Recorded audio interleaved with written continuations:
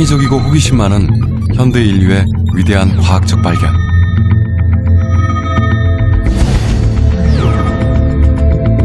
다섯 개의 열쇠가 미래의 문을 활짝 엽니다.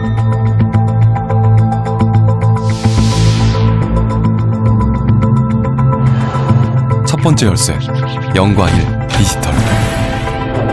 디지털 혁명으로 인간의 지능은 확장되고 일상의 모습이 바뀌고 있습니다. 두 번째 열쇠, 신소재. 인간은 더 이상 소재를 자연에서 수집만 하지 않습니다. 인간 스스로 만들어낸 신소재는 시대의 전환점이 됩니다. 세 번째 열쇠, 종자. 풍요로운 현대인의 식탁.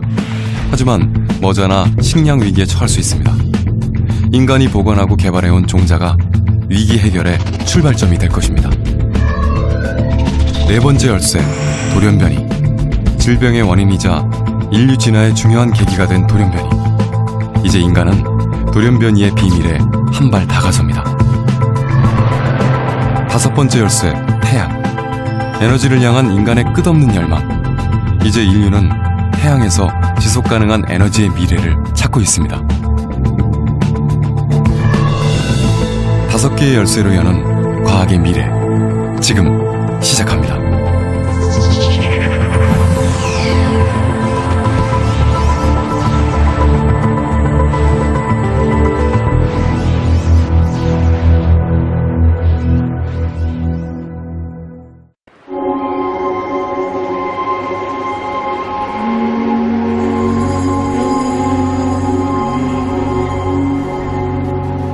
몇백 년 후의 미래입니다. 현재 지구상에 사는 인류 모두 세상을 떠나고 그 후손의 후손도 사라진 미래의 어느 날,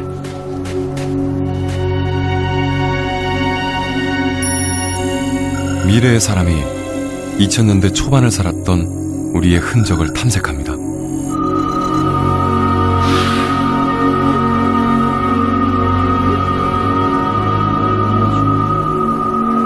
유독 이 시기에 인류가 남긴 흔적들이 사라지지 않고 고스란히 남아 있습니다. 우리가 열광했던 첨단 기술의 잔재들, 자연으로 돌아가지 않았습니다.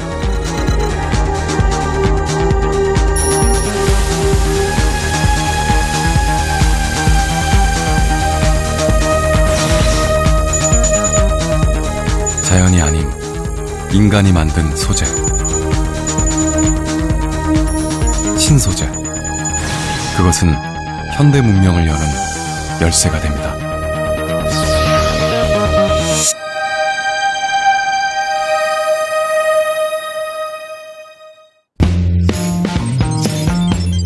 손목에 감긴 얇은 판에 스마트폰의 화상이 나타납니다. 자유롭게 펴지고 휘어지는 스마트폰. 둘둘 말리는 휴대용 전자신문. 공상과학 영화에서 보던 미래를 현실로 만들어주는 열쇠는 무엇일까요? 바로 인류가 개발한 신소재, 그래핀입니다. 흑연을 한 겹만 떼어내서 만든 신소재, 그래핀. 그래핀은 강철보다 200배 이상 강하고 최고의 열 전도성을 자랑하는 다이아몬드보다 2배 이상 열 전도성이 높습니다. 또 구리보다 100배 이상 전기가 잘 통하고 반도체 재료로 사용되는 단결정 실리콘과 비교하면 100배 이상 전자를 빠르게 이동시킵니다.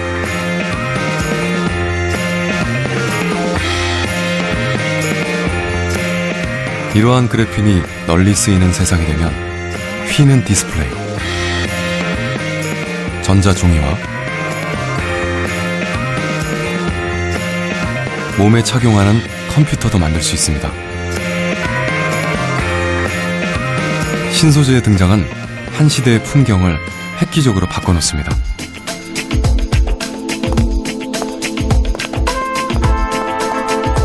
실리콘, 플라스틱, 나일론. 이 신소재들은 지난 20세기의 문명을 뒤흔들었습니다.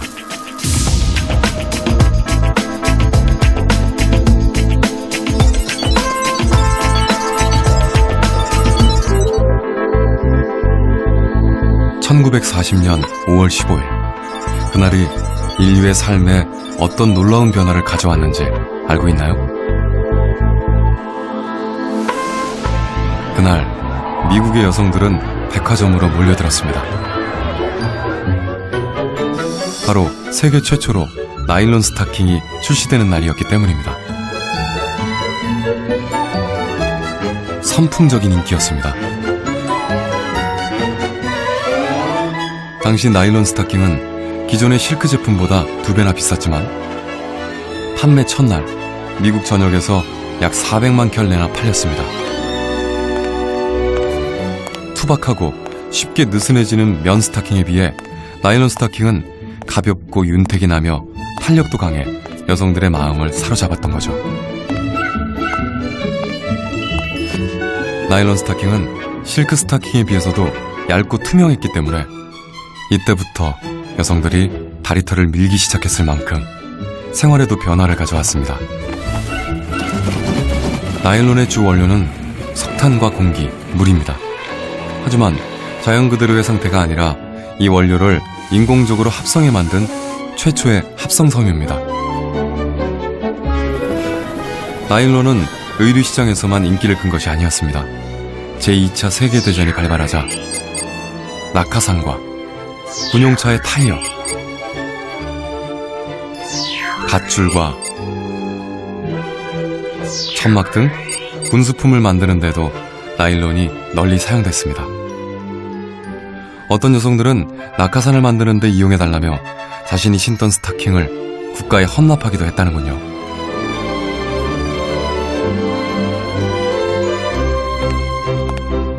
점점 자신의 응용 영역을 확장해간 나일론.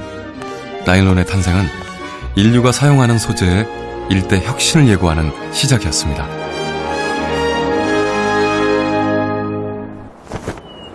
엄청난 히트 상품이 된 나일론 덕에 뒤이어 폴리에스터와 아크릴 섬유가 개발됐고 이들은 3대 합성 섬유로 자리를 잡았습니다.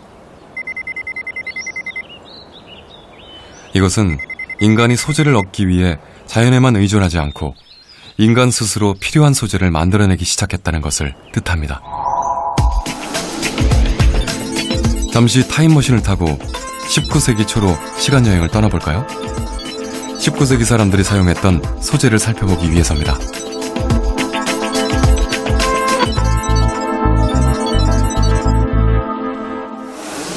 사람들은 동식물에서 얻은 울이나 실크, 목화, 리넨으로 만든 옷을 입었습니다. 옷에 붙이는 단추는 동물의 뿔이나 뼈, 거북이 등껍질로 만들었습니다. 피아노 건반은 코끼리 상아로 만들었고, 책은 오래된 동물 뼈를 끓여 만든 풀로 붙이고 동물의 가죽으로 장정했습니다. 비료는 동물의 배설물이나 사체를 이용했습니다. 거의 모든 재료가 동물이나 식물에서 왔습니다.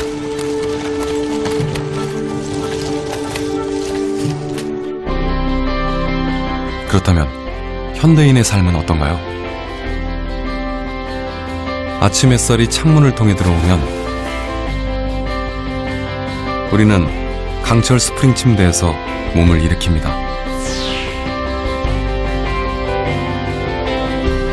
아침에 상쾌한 공기를 느끼기 위해 PVC로 만들어진 창문을 활짝 엽니다. 우리의 일상용품 대부분은 플라스틱으로 만들어졌고 옷도 자연에서 얻은 소재가 아닌 합성 섬유로 만들어진 옷을 입습니다.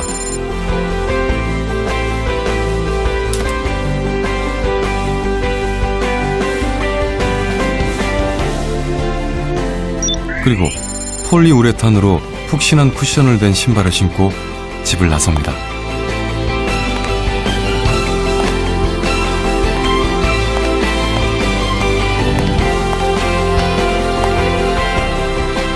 인간이 사용하는 소재가 달라지면 인류 문명에 어떠한 영향을 미치는 걸까요? 시간을 되돌려 더 먼 과거, 고대인들의 삶을 들여다봅시다. 당시 인류의 최대 숙제는 먹잇감을 구하는 사냥이었습니다. 더 정확히, 더 많이 잡기 위해 인류가 사용한 소재는 무엇이었을까요? 바로 돌입니다. 돌을 자르거나 갈아서 사용한 시기, 우리는 이때를 석기시대라고 부릅니다. 이후 인류는 마술과도 같은 금속의 사용법을 익히게 됩니다. 주석과 구리를 녹여 새로운 금속, 청동을 만들어 사용한 시기, 청동기 시대입니다.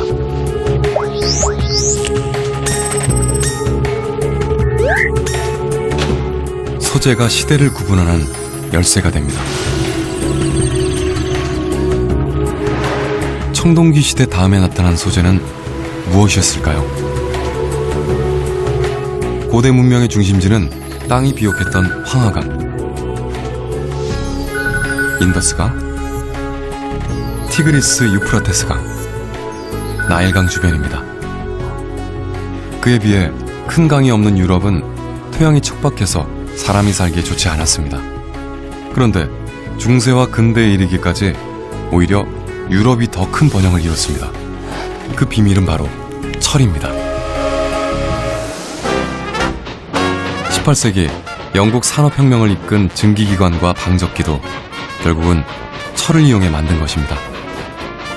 철은 이전과는 비교할 수 없을 정도로 눈부신 경제 발전을 가져왔고 영국은 200년 동안 세계 경제를 이끌었습니다.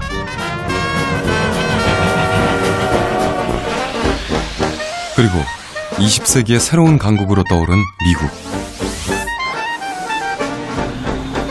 눈부신 미국 경제 성장의 밑바탕이 된 것도 철강 산업이었습니다.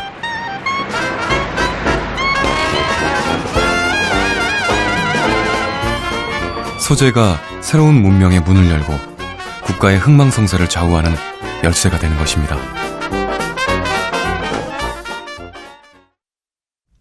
소재는 우리 일상의 모습도 바꿔놓았는데요. 은이나 노쇠로 만들던 수저와 그릇은 사라지고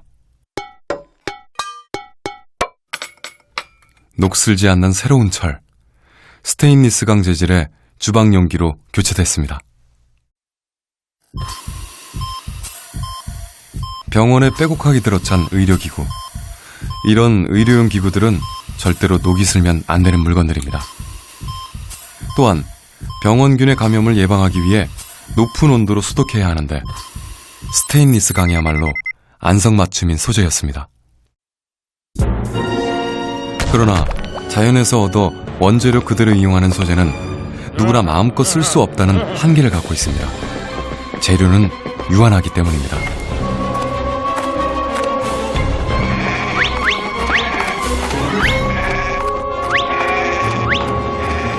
유한한 소재는 가격이 비싸질 수밖에 없습니다.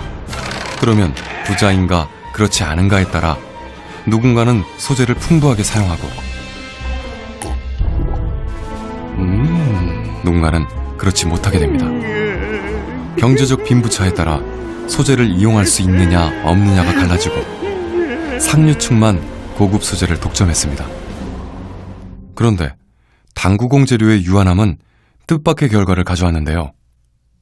원래 당구공을 만드는 데 쓰인 재료는 상아였습니다. 상아 1개로 최대 8개의 당구공을 만들 수 있었는데요.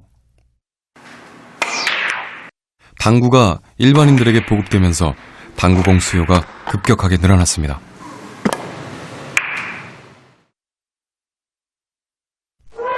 무분별한 코끼리 밀렵으로 상아를 구하는 건 하늘의 별 따기처럼 어려워졌죠.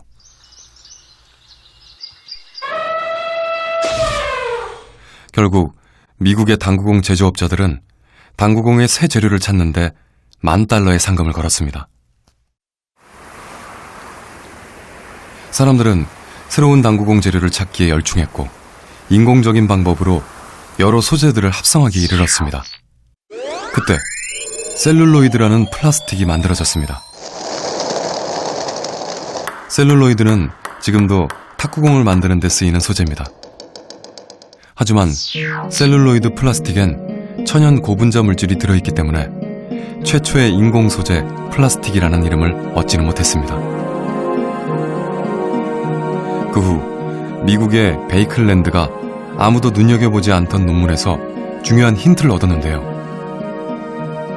베이클랜드는 실험실 마련해 논문에서 본 대로 페놀에 포름알데히드를 첨가해 계속해서 새로운 물질을 만들었습니다. 하지만 최종 결과는 실험실 유리 제품에 붙어 제품을 못 쓰게 하는 수지 물질일 뿐이었습니다. 식물이나 나무, 동물에서 나오는 액체가 굳은 것을 천연수지라고 하는데 물에는 녹지 않고 알코올, 에테르 등에만 녹습니다.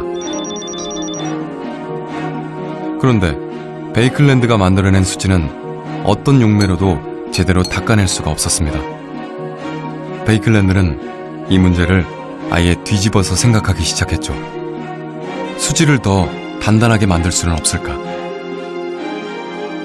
결국 그는 수지를 알칼리성 촉매로 가열하면 처음엔 부드러워지다가 돌이킬 수 없을 만큼 단단해진다는 점을 발견했습니다. 그리고 드디어 1909년 자신의 이름을 딴 물질 베이클라이트, 최초의 인공 소재 플라스틱을 발명해냈습니다. 전 세계 제조업체는 베이클라이트에 열광했습니다. 전기를 안전하게 사용하기 위해선 절연 물질이 필요했는데 바로 베이클라이트가 적합한 소재였습니다. 또한 라디오용 값싼 캐비닛뿐만 아니라 단추, 전화 케이스, 카메라까지 베이클라이트로 제조했습니다.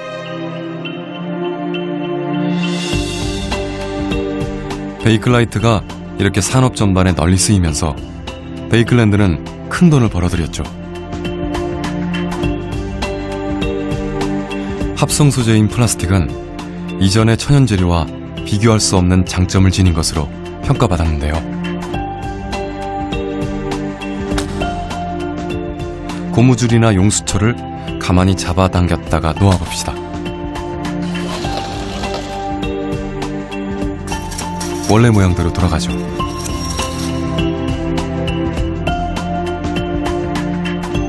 손가락으로 피부를 잡아당겼다가 놓아도 원래대로 돌아가는 탄력이 있습니다. 그렇다면 비닐을 한번 잡아당겨 봅시다. 늘어나면 다시 원래 모습으로 돌아가지 않습니다. 이처럼 한번 모양을 만들면 원래대로 되돌아가지 않는 성질을 가소성이라고 합니다. 뛰어난 가소성을 지닌 플라스틱은 모양, 색상, 무게, 강도 등을 쉽게 조절해 만들 수 있고 날씨나 화학물질에 의해 잘 손상되지도 않습니다.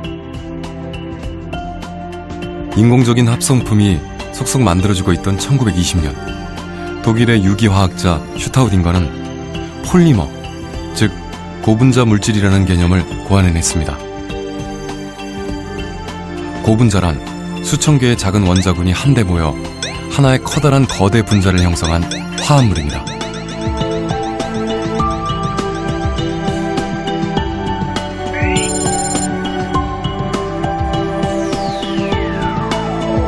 색종이를 잘라 고리 모양을 만들어 고리 이어 붙이기를 하듯이 작은 분자로 된 물질을 이어 붙이면 큰 분자의 물질, 고분자 물질을 만들 수 있습니다.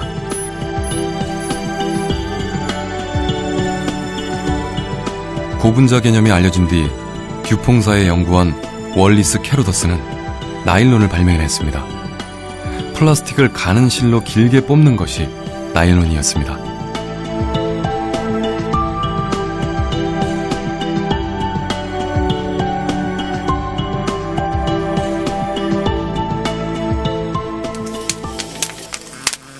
플라스틱은 더욱 다양한 형태로 응용됐습니다. 옥수수에 버터를 발라 잘 구우면 팝콘이 되고, 밀가루에 효모를 넣고 구우면 식빵이 되죠.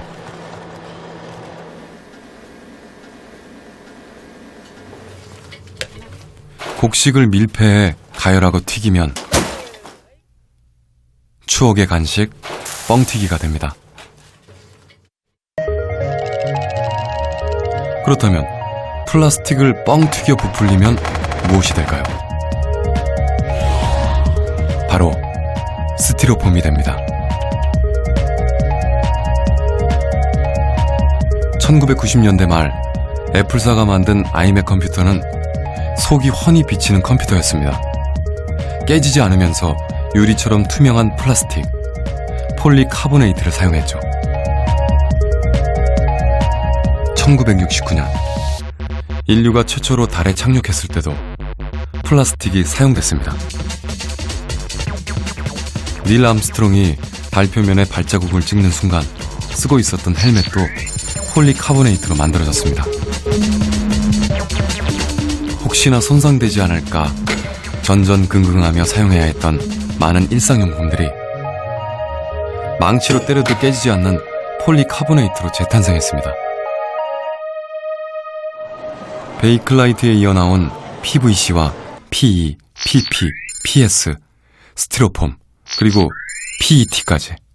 이제 우리의 일상생활용품 중 돌, 나무, 유리, 철과 같은 자연물을 제외한 거의 모든 제품에 플라스틱이 사용된다고 해도 지나친 말이 아닌데요. 소재는 예술 분야에도 영향을 미쳤죠. 나무 위주였던 가구 시장에 플라스틱 의자가 나타났습니다. 플라스틱 의자라고 해서 아름다움까지 놓치지는 않았습니다. 아이들의 장난감 세계에도 일대 혁신이 일어났죠. 나무 장난감을 만들던 덴마크인에 의해 플라스틱 블록이 탄생되자 많은 아이들의 사랑을 받았습니다.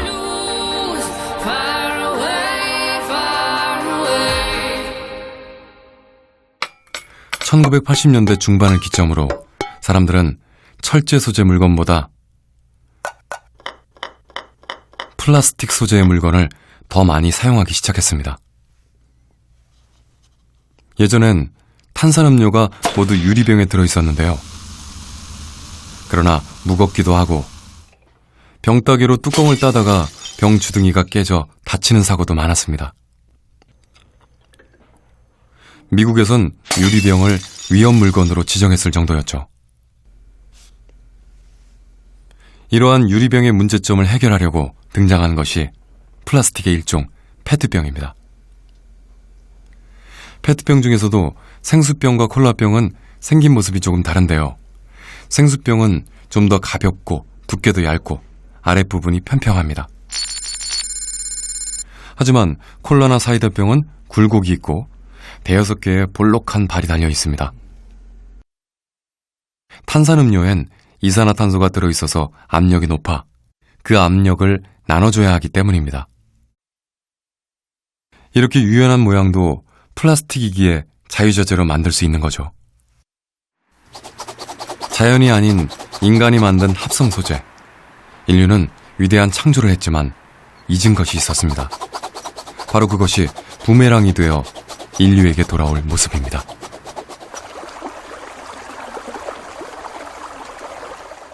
오래전 인류의 조상들은 돌, 동물의 뼈, 가죽, 조개 껍질 정도만 후대에 남겼습니다.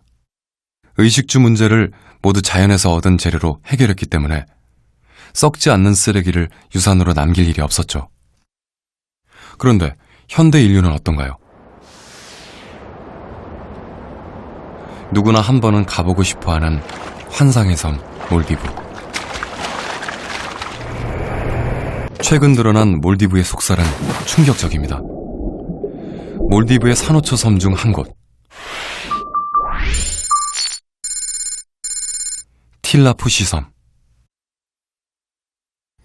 그 섬의 또 다른 이름은 쓰레기 섬입니다. 몰디브 정부는 몰디브에 몰려드는 관광객이 버리는 엄청난 쓰레기를 처리하기 위해 약 20년 전 틸라푸시 섬을 매립지로 정했습니다.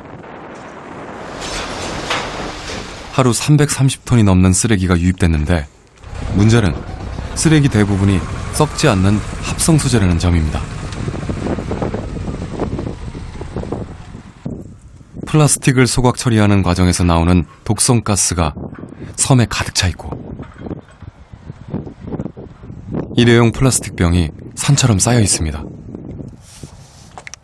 썩지 않는 쓰레기 때문에 틸라푸시 섬의 면적은 하루에 1제곱미터씩 늘어나고 있습니다.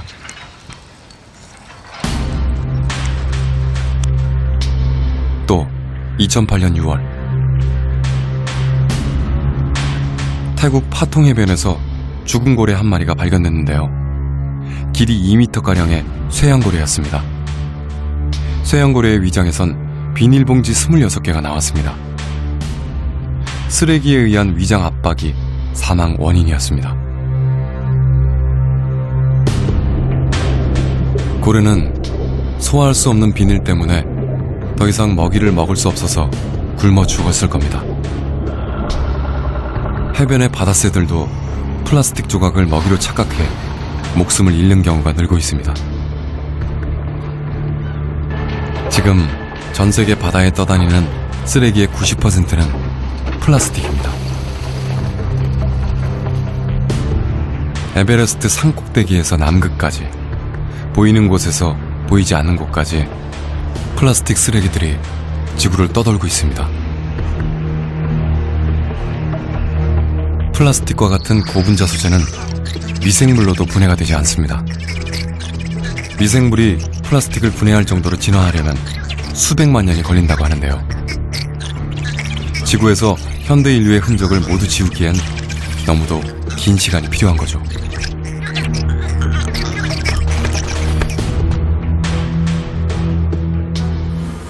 우리는 지금까지 제품을 생산하면서 사람의 건강이나 생태계에 미치는 영향보다는 생산 단가를 얼마나 낮출 수 있느냐를 먼저 따졌습니다. 자연과 환경, 나아가 우리의 후손에게 더 이상 해를 끼치지 않을 소재, 인간의 편리함뿐 아니라 환경까지 지킬 수 있는 신소재는 없는 걸까요?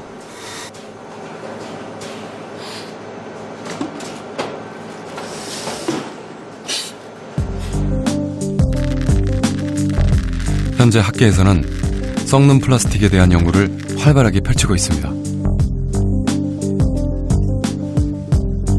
식물에서 전분이나 셀룰로스 같은 고분자를 얻어 플라스틱을 만드는 것입니다.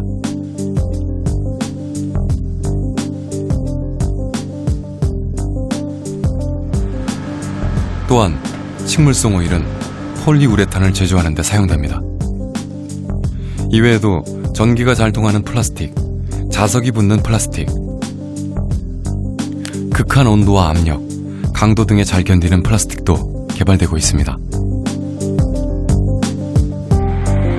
플라스틱은 처음 개발될 땐 단지 천연물에 대한 대체제로서의 용도로 한정됐었습니다.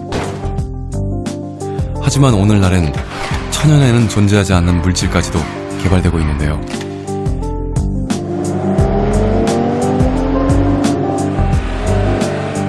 다른 소재로는 대체할 수 없는 특정한 용도의 첨단 소재로도 다양하게 사용됩니다.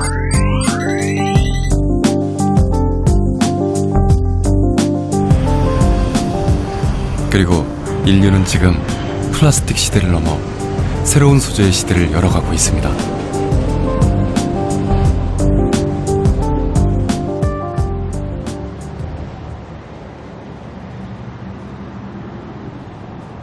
일본 도쿄의 스카이트리, 634m의 높이를 자랑하는 세계에서 가장 높은 전파탑입니다.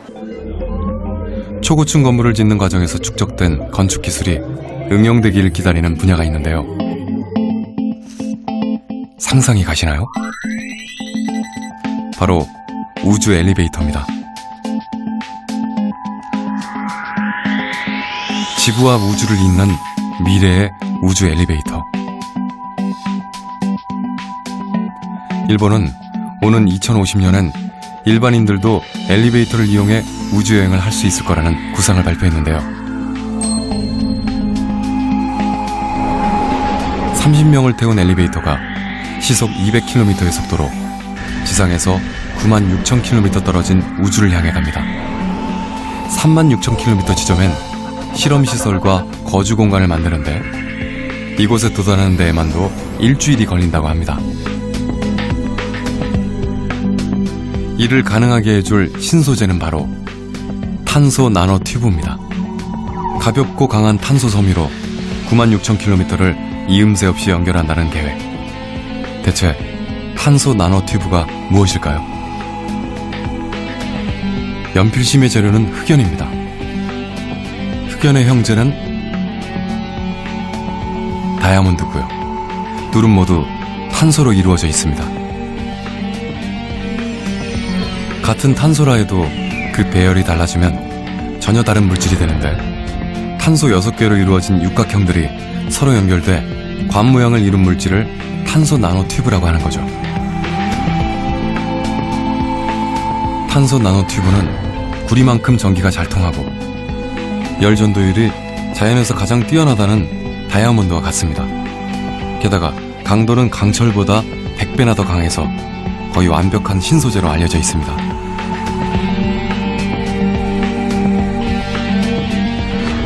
탄소 나노튜브 2억 개를 한 다발로 묶어야 겨우 머리카락 1개 굵기가 되는데요. 두께는 가늘지만 길이는 10,000배나 더 깁니다.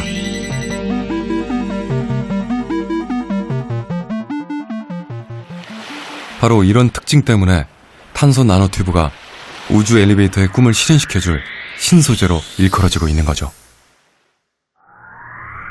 엘리베이터 케이블을 만들 때 강철이나 알루미늄을 쓰면 너무 무거워 무너져 버릴 텐데, 탄소 나노튜브는 강도는 강하면서 무게는 비교할 수 없을 정도로 가볍기 때문에 케이블 소재로도 적합합니다. 앞으로 정말 로켓보다 훨씬 싼 가격으로 누구나 우주여행을 할 수 있는 날이 현실로 다가올까요?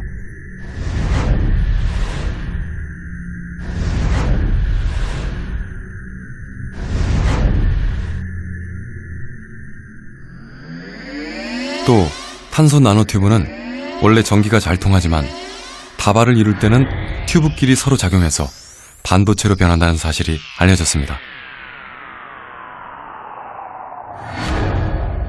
최근엔 사람 머리카락 굵기의 두께로 천을 짤 수 있으면서도 세탁해도 원래 기능이 거의 손실되지 않는 섬유가 상용화되기도 했죠. 이를 응용하면 있는 컴퓨터나 미래형 군복을 만들 수도 있습니다. 전기를 저장하면서도 튼튼한 옷을 만들 수 있기 때문입니다.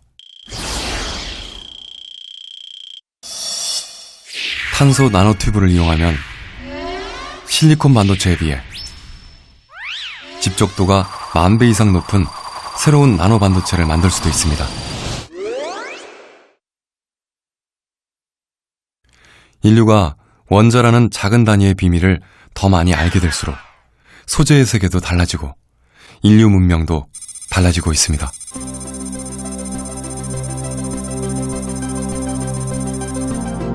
그렇다면 원자 그리고 나노가 어느 정도의 크기를 나타내는지 가늠해볼까요? 나노는 10의 마이너스 9승의 값입니다. 세상은 점점 작아집니다.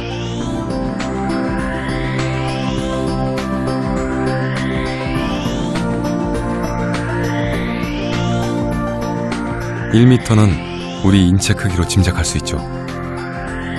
점점 더 작아져서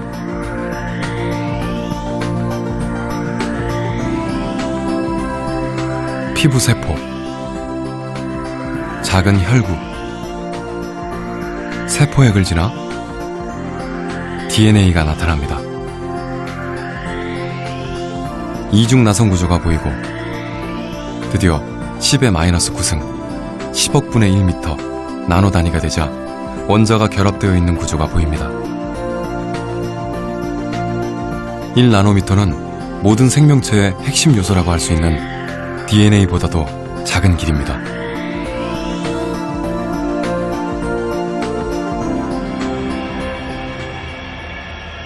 나노 단위의 세상에선 놀랍게도 물질의 성질이 달라집니다. 예를 들어 평소에는 노란색을 띠는 금은 모래알갱이 크기에서도 여전히 노란색을 띠지만 20나노미터 정도가 되면 빨간색이 됩니다. 금이라는 물질은 분명히 동일한데 단순히 입자 크기가 작아진다고 해서 색깔과 같은 친숙한 속성마저 바뀌는 것입니다. 나노 단위에서 달라지는 것은 색깔만이 아닌데요. 화학적, 전자기적 속성조차도 달라집니다.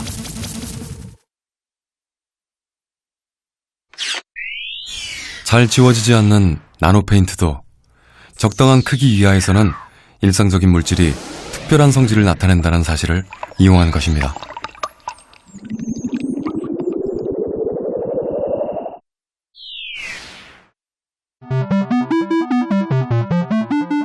원자 단위의 세상. 인간이 그 세상을 보고 움직이고 바꿀 수 있다는 것은 근본적으로 무엇을 의미하는 걸까요? 그리고 그렇게 만들어진 세상은 어떤 모습을 향해 나아가고 있는 걸까요?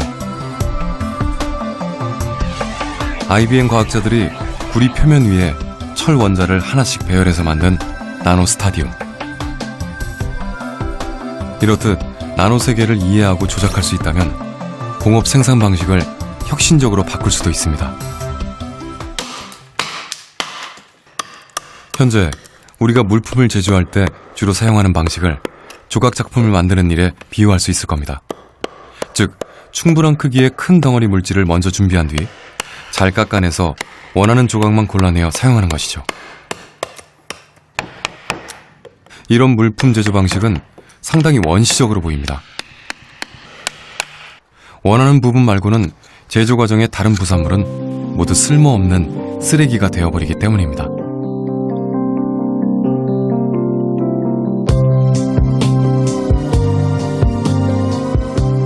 다른 방법으로 큰 덩어리를 깎는 방식이 아니라 블록 쌓기처럼 작은 단위를 조립해서 물품을 만들 수도 있을 겁니다. 이런 방식으로 사용하면 군더더기 하나 없이 쓰레기도 남기지 않고 경제적으로 만들 수 있다는 장점이 있습니다. 그리고 블록 쌓기를 해본 사람이면 알겠지만 큰 단위 블록으로 만든 작품보다 작은 단위 블록으로 만든 작품이 훨씬 더 섬세하고 현실감이 있죠. 이처럼 조립식으로 만든 구성물은 조립 단위에 따라서 정교함의 차이가 납니다.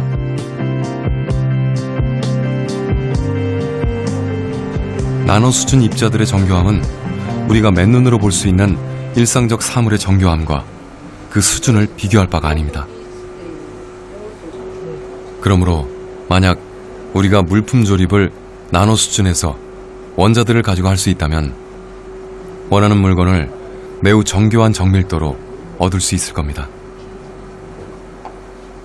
게다가 단위 물질을 조립하는 과정에는 버리는 부분이 거의 없기 때문에 자원 낭비와 환경 오염도 줄일 수 있습니다. 원자 단위를 제어하는 인간의 능력.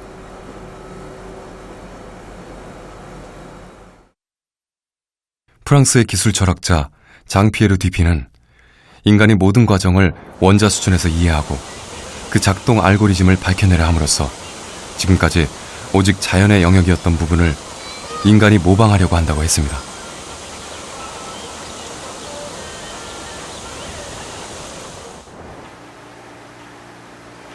사실 나노 구조는 자연계에서 먼저 존재했습니다. 개코 도마뱀은 빨판이나 끈적이는 물질 없이도 경사면에서 몸체를 지탱합니다. 그 비밀은 발바닥에 숨어 있는데요. 눈에 보이는 발바닥의 주름 외에도 개코 도마뱀을 미끄러운 경사면 타기의 명수로 만든 1등 공신이 있습니다. 바로 개코 도마뱀의 발바닥엔 지름이 200에서 500 나노미터에 불과한 가느다란 털 형태의 수많은 선모가 있었던 것입니다.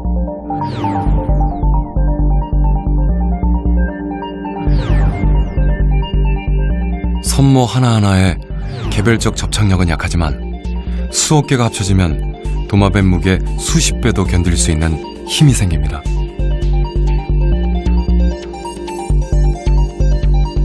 개코 도마뱀의 발바닥 선모를 모방해 한 연구진이 비슷한 기능을 지닌 로봇을 만들어내기도 했는데요.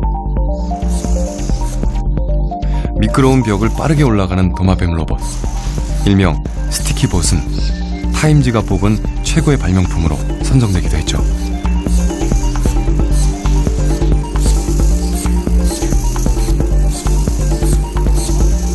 그리고 최근 우리나라 연구진은 탄소 나노 입자 돌기로 덮인 인공 개코 테이프도 개발했습니다. 반도체를 집게로 옮기면 기판 표면이 긁히거나 휘기 쉽지만 인공 개코 테이프는 기판에 흠집이나 불순물을 남기지 않고 옮길 수 있습니다. 진공 환경에서 작업해야 하는 반도체 공정에서 웨이퍼를 옮길 때 효과적으로 활용할 수 있는 기술이 될 것입니다. 여기에서 한 걸음 더 나아가 개코 테이프를 거친 피부에 붙이는 의료용 패치나 극한 환경용 접착제로 사용하기 위한 연구가 진행 중입니다. 향후 의료 분야에서 중요한 역할을 할 것으로 예상되고 있죠. 또 나노는 근육이 손상된 곳을 스스로 찾아가서 치료하는 인공 조직으로 인류의 건강에 큰 기여를 할 것으로 기대됩니다. 나노 물질의 작은 크기 덕택에 장밋빛 전망을 할 수도 있지만 역설적이게도 그 작은 크기 때문에 위험해질 수도 있습니다. 우리 인류는 나노 크기의 인공 입자가 대량으로 떠도는 환경에서 살아본 적이 없기 때문입니다. 우리의 코 점막이나 폐의 여과 장치는 나노 입자보다 1000배나 더 큰 마이크로 입자, 머리카락 정도를 걸러내기에 적당하도록 진화해 왔습니다. 그러므로 나노 물질은 우리 몸의 여과 장치를 그대로 통과해 건강에 악영향을 끼칠 수도 있습니다. 게다가 나노 장치는 워낙 작게 만들 수 있기 때문에 물류에 부착해 물류 비용을 획기적으로 줄일 수 있는 반면 자신도 모르는 사이에 개인의 신상 정보가 광범위하게 수집되는 위협이 될 수도 있습니다.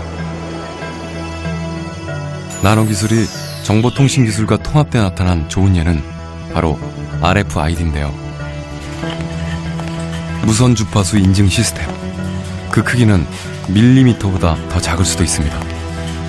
나노 수준의 RFID가 제품에 부착되는 것이 왜 문제가 될 수 있을까요? 만일 RFID가 부착된 제품을 신용카드로 결제하면 제품을 통해 보유자의 신원을 파악할 수 있습니다. 우리가 전혀 의식하지 못하는 사이에 주로 어디를 가는지, 얼마나 머무는지 등 사생활 정보까지도 기업이 파악할 수 있는 겁니다. 나노 기술이 인류에게 혜택만 가져다 주리라 기대하는 것은 어쩌면 너무도 순진한 태도가 아닐까요? 기술의 선과 악을 가르는 기준은 다름 아닌 우리 인간 자신입니다.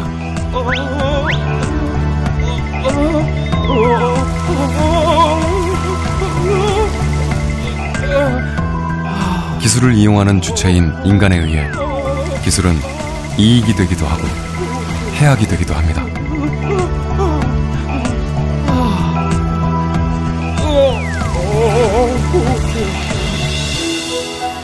인류는 지구에 존재하는 100여 가지의 원소들을 서로 섞어 새로운 성질을 발견하는 기술에 익숙해져 있습니다.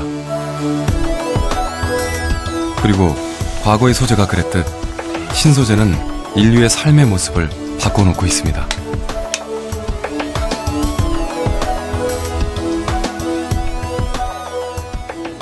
평상시에는 얇은 소방복이지만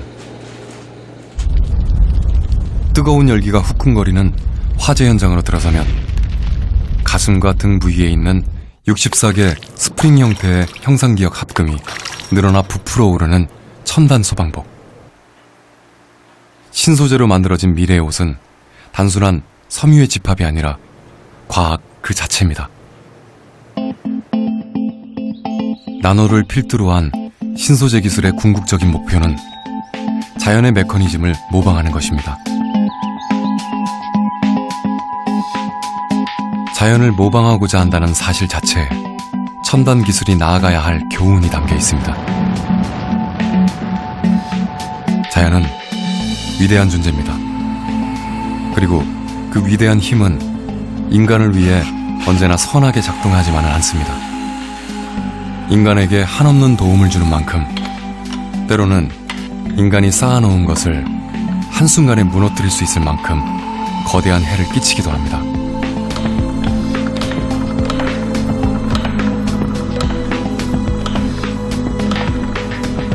기술도 자연처럼 인류를 돕는 한편 인류에게 또 다른 부메랑이 되어 돌아올지도 모를 일입니다.